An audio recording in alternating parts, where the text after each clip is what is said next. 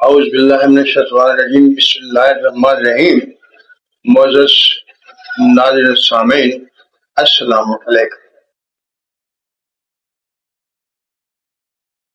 پاکستان میں دو چیزیں بہت عام ہیں،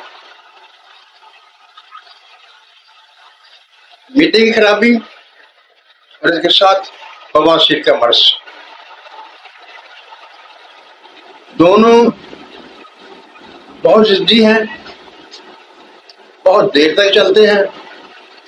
لوگ مختلف طریقوں سے انگریزی ادویہ بھی کھاتے رہتے ہیں، ہومیو بھی کھاتے رہتے ہیں، دیسی ادویہ استعمال کرتے رہتے ہیں اور بعض تو آپریشن تک جاتے ہیں، لیکن یہ بواسیر جان نہیں چھوڑتی اور اسی طرح معدے کا مسئلہ جو ہے وہ بھی چلتا رہتا ہے اور دیر تک لوگ پریشان رہتے ہیں۔ اس سے پہلی ویڈیو میں نے معدے کے لیے ایک نسخہ بہت آسان سا آپ کے سامنے رکھ لیا تھا، اور آج بواسیر، گندر اور خارش بھی ایسی جس میں جسم پر سے چھلکے اترتے ہیں اور ایسا جی چاہتا ہے کوئی چھری چاقو لے کر جسم کو اوپر سے قطع کر دیں، اوپر سے چھیل دیں۔ جس قدر خارش کی جائے اسی قدر سکون ملتا ہے، لیکن جسم زخمی ہو جاتا ہے۔ میں نے چاہا کہ میں آپ کے سامنے ایک ایسا نسخہ رکھ دوں جو بواسیر کا بھی مکمل طور پر خاتمہ کر دے، گندر کو بھی ٹھیک کر دے اور ایسی ظالم خارش کو بھی ختم کر دے۔ یہ ایک ہی نسخہ انشاءاللہ تعالی ان امراض کا خاتمہ کر دے گا، بلکہ اس سے زیادہ اگر آپ کو کولیسٹرول کی زیادتی کا مسئلہ ہے وہ بھی ٹھیک ہوگا۔ اگر آپ کا خون گاڑھا ہونے کی وجہ سے بلڈ پریشر بڑھتا ہے تو وہ بھی ٹھیک ہوگا۔ یعنی اگر آپ کے پٹھے سخت ہو چکے ہیں تو وہ بھی اسے ٹھیک ہوں گے۔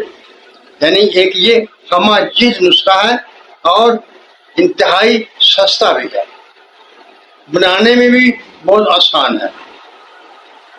اجزاء نوٹ کر لیجئے۔ سب سے پہلے آپ نے ریٹھا سے ریٹھو بھی کہتے ہیں، یہ گول گول سے دانے ہوتے ہیں اور ان کے بیچ میں درمیان میں کالے رنگ کی گٹھلی ہوتی ہے۔ آپ نے یہ ریٹھا جو ہے یہ 1 پاؤ یعنی 250 گرام لینا ہے اور اس میں سے اس کے جو تخم ہیں وہ نکال دینے ہیں۔ یہ پہلی چیز ہو گئی، یعنی ریٹھا جس میں سے تخم نکال لیے گئے ہوں گے۔ آپ اگر اسے 250 گرام لیں گے اور وہ تخم نکالنے کے بعد وہ 125 گرام کے قریب باقی بچے گا۔ دوسری چیز، آپ نے گندک آملہ سار لینی ہے، وہ آپ 50 گرام لیں گے۔ اور تیسری چیز جو ہے وہ ہے سجی سفید، وہ بھی آپ 50 گرام ہی لیں گے۔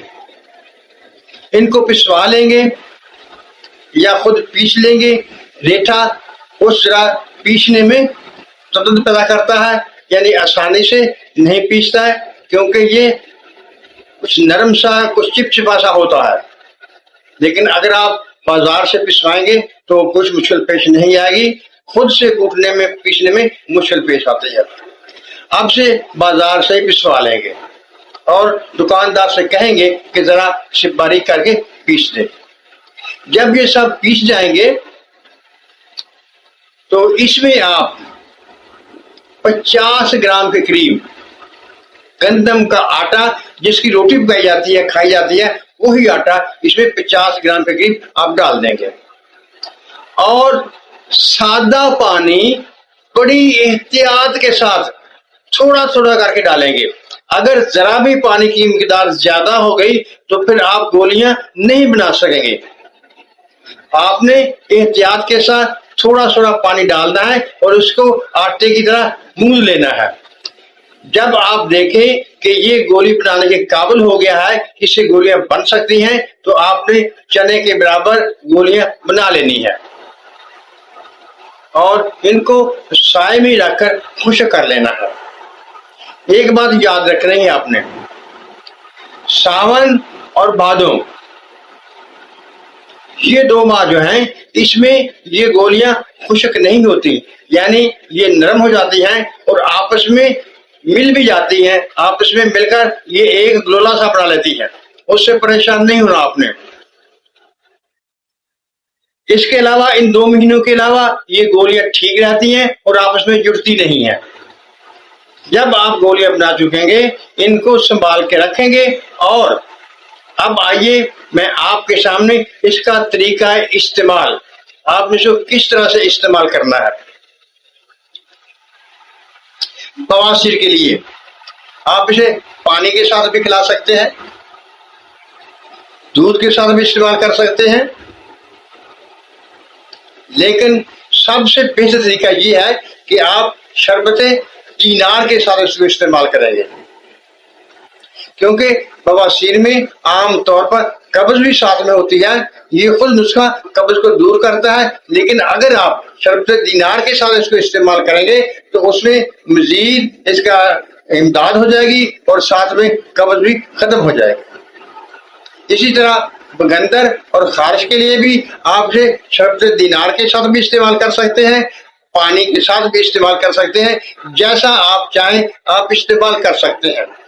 اب رہی یہ بات آپ اسے دن میں کتنی بار استعمال کریں گے، تو آپ صبح دوپہر شام اس کو 3 دفعہ استعمال کریں گے، لیکن یہ یاد رکھنے والی بات ہے آپ صرف 3 دن کے استعمال سے ان میں کافی افاقہ ہوگا، بواسیر تو ایسے معلوم ہوگا جیسے کہ باقی رہی نہیں، بالکل ختم ہو گئی ہے، اور بگندر میں بھی اضافہ ہوگا اور خارش میں بھی فائدہ ہوگا، بگندر میں بھی فائدہ ہوگا اور خارش میں بھی فائدہ ہوگا۔